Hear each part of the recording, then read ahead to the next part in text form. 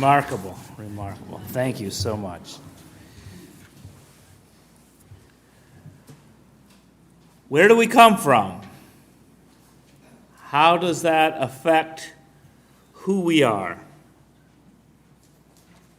These are fundamental questions. Are we in an accident or an intention? How does that affect the way we perceive ourselves? Today I'm going to share several creation stories, and I start with Genesis 1. But I'm making some translation choices. Some choices that might make it sound a little more modern. The word for God in these passages is Elohim, and literally it is a plural of the word for strength. It means strengths or powers. I am choosing the New Agey physics term energy. The Hebrew word for spirit is ruach. It's also the same as the word for wind. So I'm using the word wind. The Hebrew word yom is translated in Genesis 1 as day, but in other parts of the Bible, in Genesis 4:3, it's translated more generally as time. Depending on the context, I will use the word day or the word from paleontology, epoch, which is a period of time in which momentous things occur. So let us listen to this old text with new ears. In the beginning, energy created the heavens and the earth. And the earth was without form and void, and darkness was upon the face of the deep. Physicists and astronomers call this a point of singularity. A void, deep darkness sounds an awful lot like a black hole to me. And the wind of energy was moving over the face of the waters, and energy said, "Let there be light," and there was light.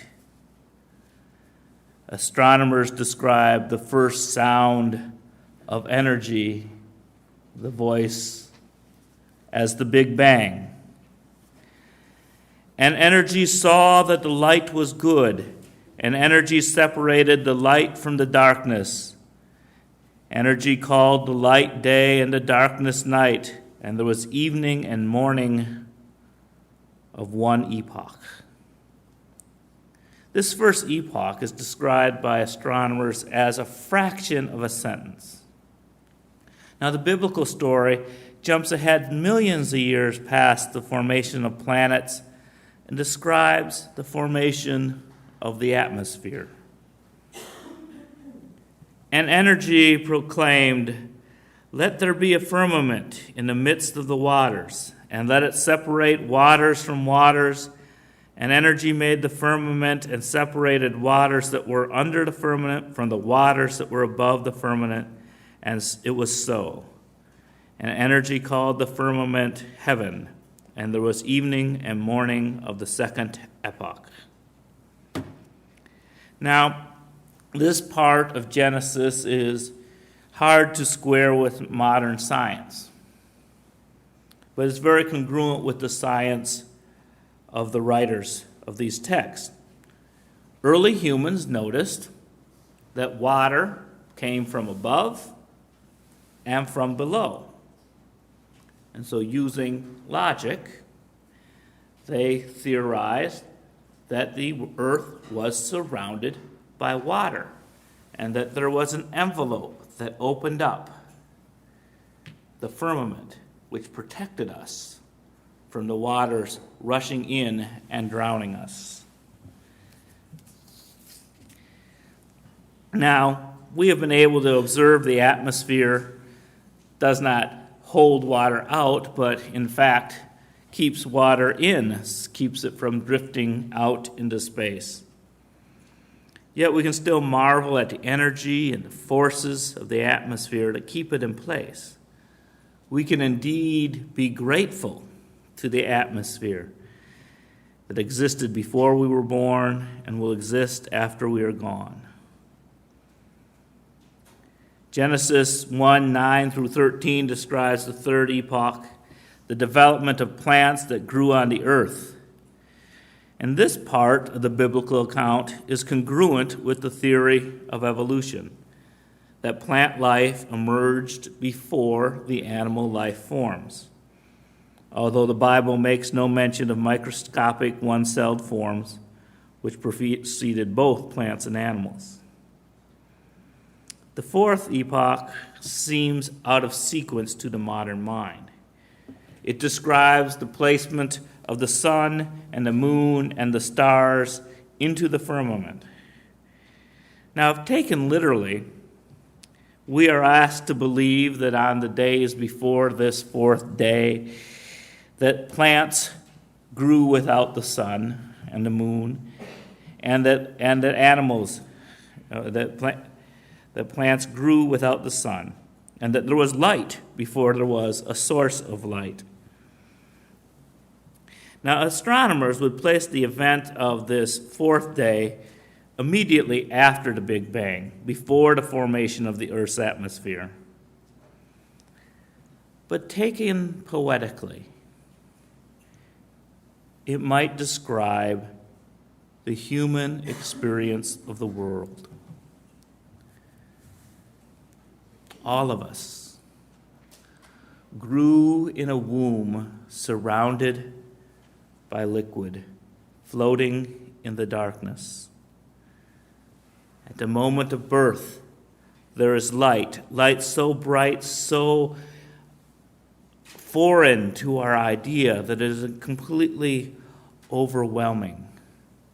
That initial proclamation of "let there be light."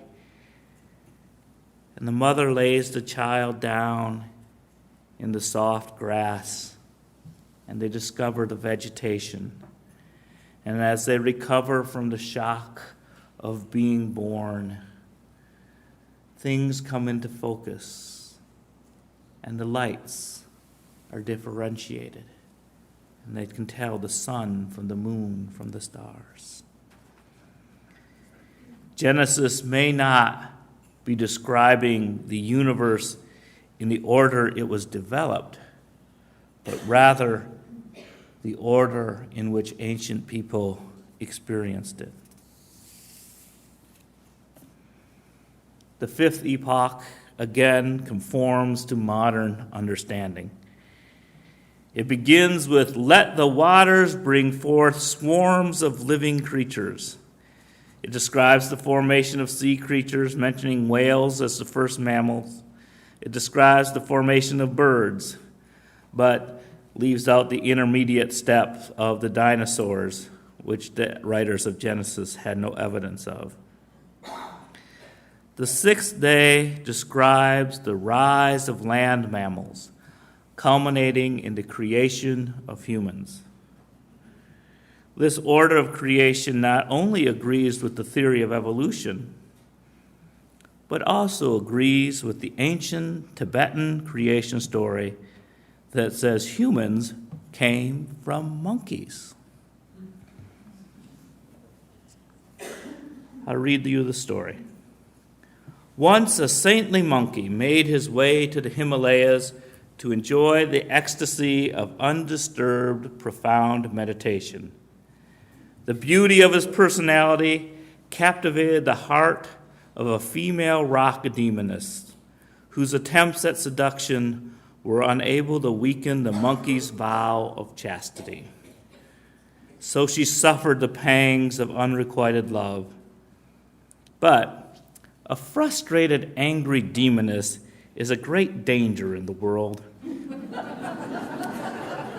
And bearing this in mind, and full of sympathy and suffering, the monkey finally succumbed to her entreaties. In due course, 6 children were born of their union, And from these, it is said, the entire population of Tibet eventually descended. Tibetans account for the variety of personality types by claiming that the first 6 monkey children included one representative from each of the 6 realms known to Buddhist cosmology. This story makes the mechanics of natural selection seem very mundane. During the famed Scopes monkey trials, conservative Christian Americans were outraged by the ideas that humans descended from monkeys. While on the other side of the world, Tibet honors its monkey origins. If the school system starts teaching Genesis, I will ask that they give equal time to Tibetan monkey love.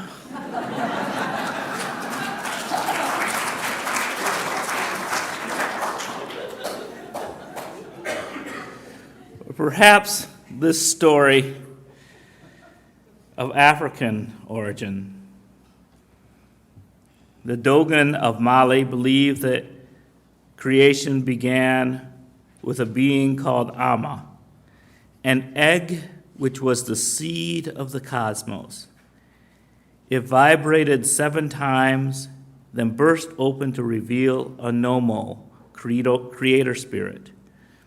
This fell to earth and was followed by a female twin, then 4 more Nomo pairs.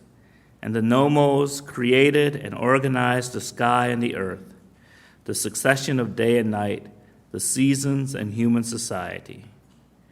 The idea of a cosmic egg as a source of the universe is widespread across Africa.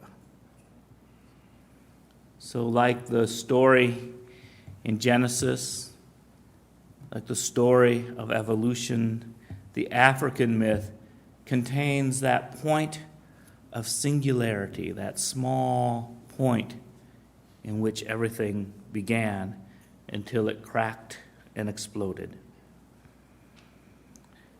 And there are many other myths.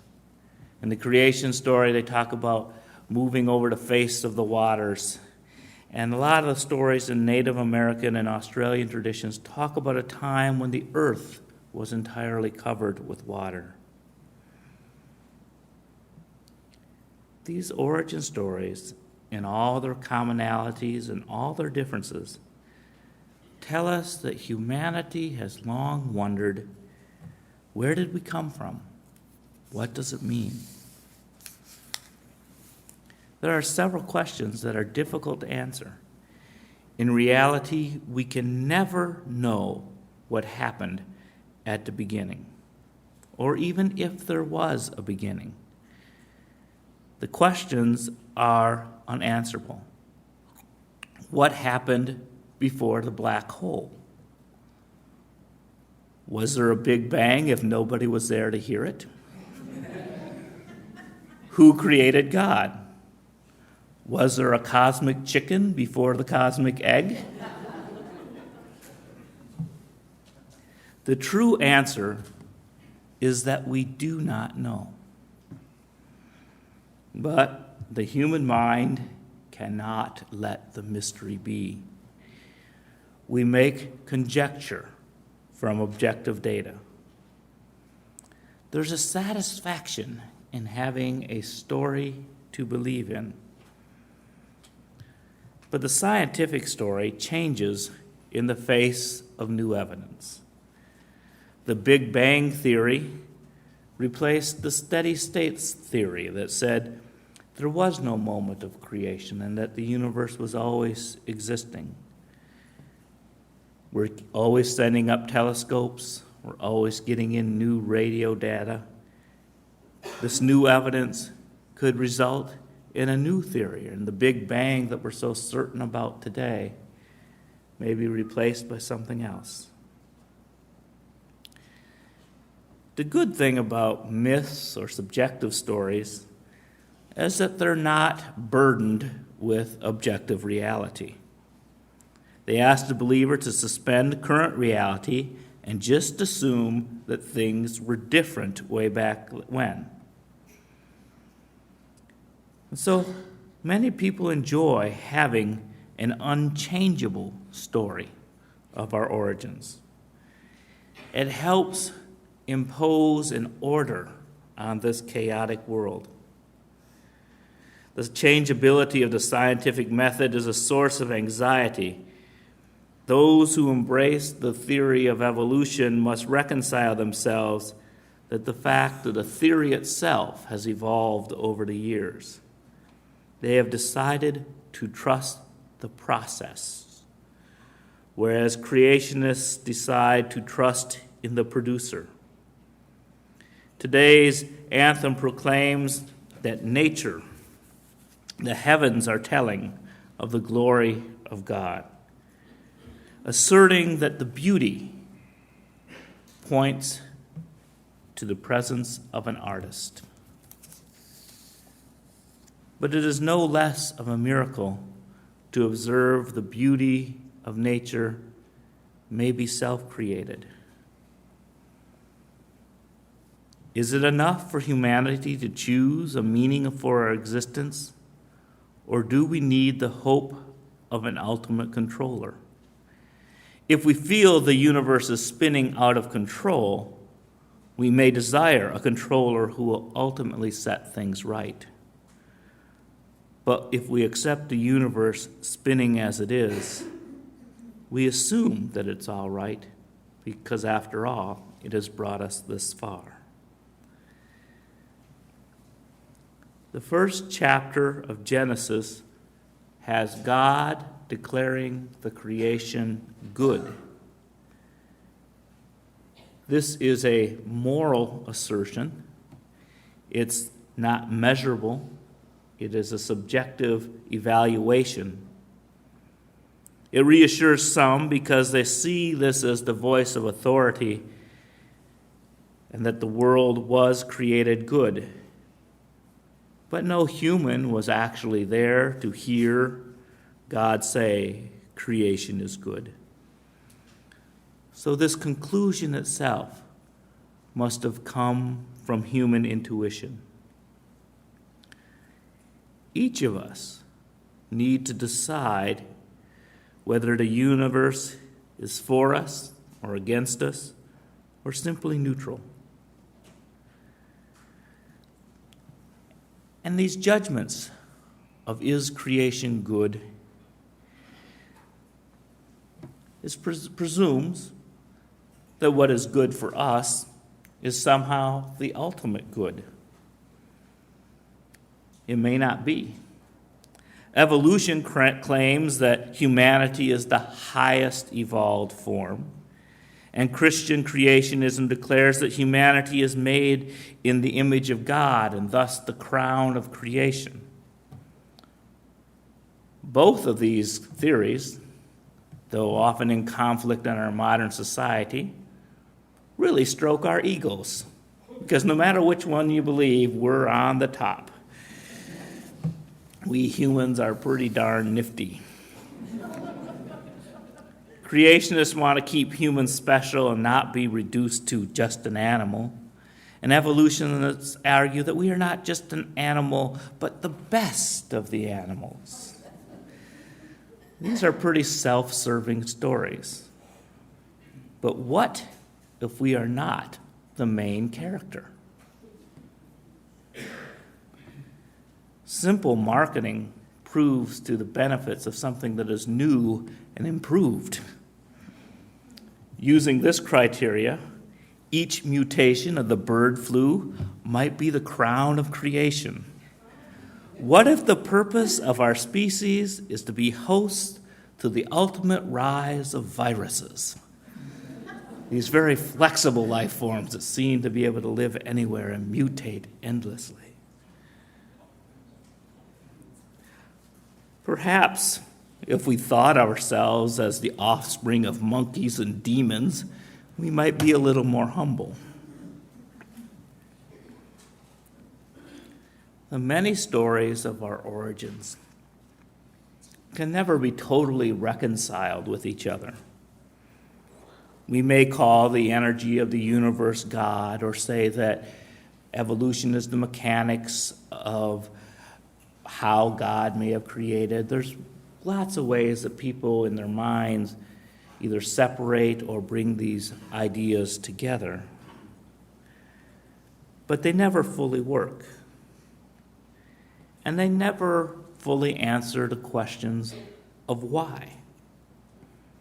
Why did God create? Why did energy escape at the Big Bang? If God is still creating, then we are not ultimate. If God is done creating, then all we are left is a decaying world. If the universe is expanding, then everything eventually will break apart.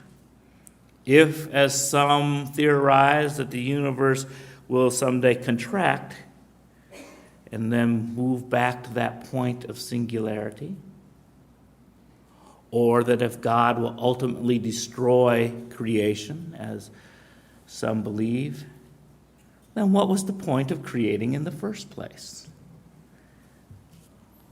All that we really know is the here and now. Our search for meaning is best located in the present moment, because at each moment we hold the ability to decide what our past means. Some that believe that God created the world good now believe that creation has fallen. Some that believe in evolution conceive humanity as a cancer that is polluting the planet. Whether we are the image of God or descendant of monkeys, we decide whether we are less or more than our ancestors. The scope of history is much longer than our lifespan. Will we spend our brief years arguing where we came from, or will we work to make life better in the present moment?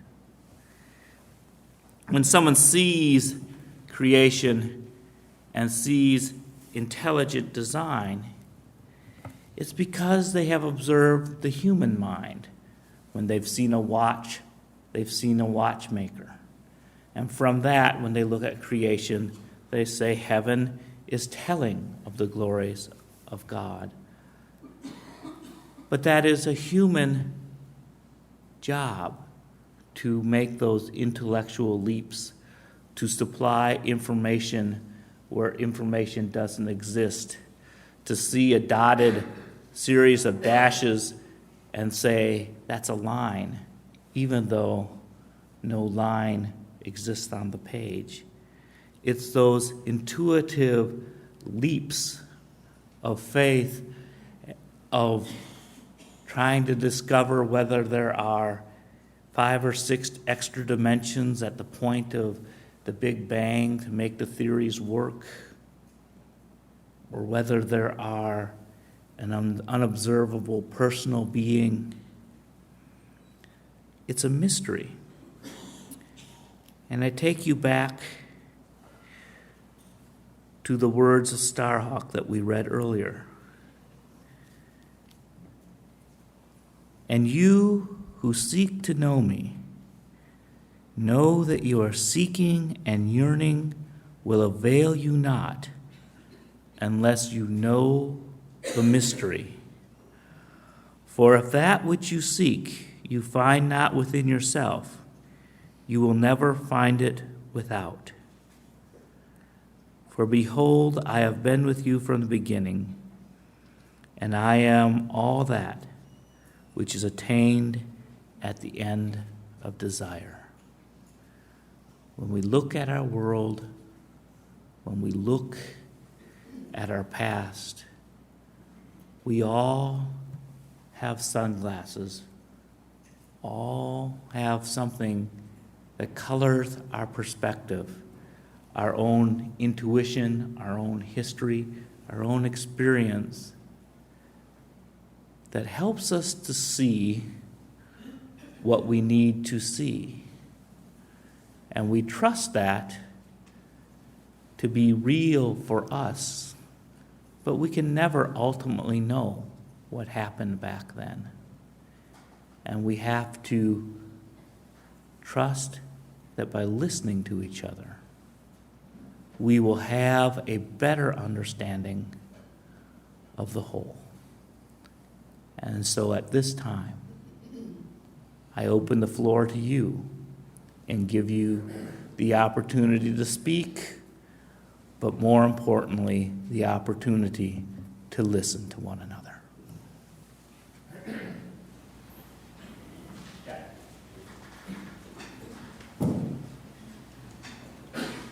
From the spiritual science point of view, the universe is a person. And like all persons, it has a memory. The object of the seer is to tap into the memory that the universe has of its own activities. And it's like a film library. So the people who make myths are in no way reasoning or deductive. They tap into a series of pictures and they describe those pictures. And the culmination of all myths was Genesis, because around that point, the sensitivity, the clairvoyance, the clairvoyant ability of seers pretty much died out. So that's the kind of the background of all this. Now, empirical science operates under a great handicap, because in order to postulate anything, it has to first have the presupposition that there is no spiritual world, and that's a huge handicap.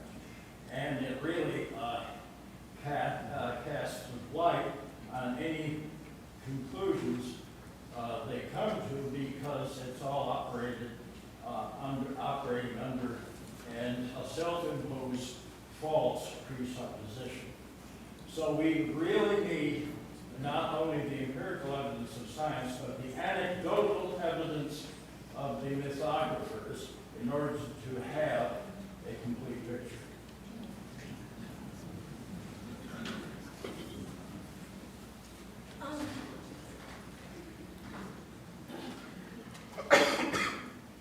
The claim that there is a spiritual world, a supernatural world, it's not true or false. It can't be proven true or false.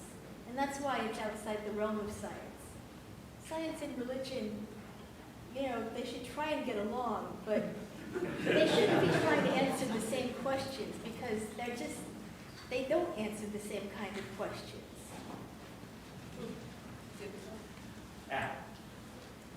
Jackie Mason, the comedian and former rabbi, said in an interview, and which is what I really like, he addressed the question, why do we exist? And to answer that question, he asked, well, why do we dance? We dance to have fun.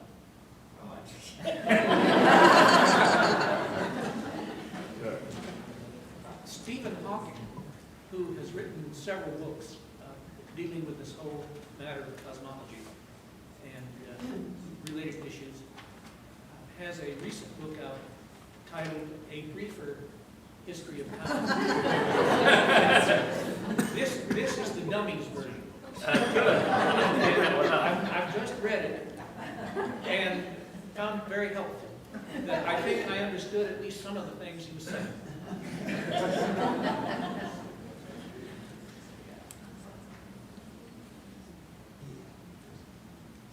It's true. Have I witnessed a miracle? Well, I'm sure we are mulling over many ideas, and we will keep this conversation going probably for the rest of our lives. But at this moment, let us turn to our hymnals and turn to selection 21. And there's an old joke about why do you sing so bad? And it's because we're always looking ahead to see if we agree with the words. And although it doesn't apply to this congregation that sings so well. And when we often take old hymns and try to conform them to a broader understanding, I often hate the translations. In seminary, in the hymn book, we had "Good Christian folk rejoice," and it just seemed to ruin the whole poetry. But of all the Christian hymns that have been UUized, I like this one best because it replaces the word Lord with source. A truly more universal thing that doesn't exclude the possibility of God or the possibility of scientific explanations. So let us sing with gusto, since the theology is good, for the beauty of the earth.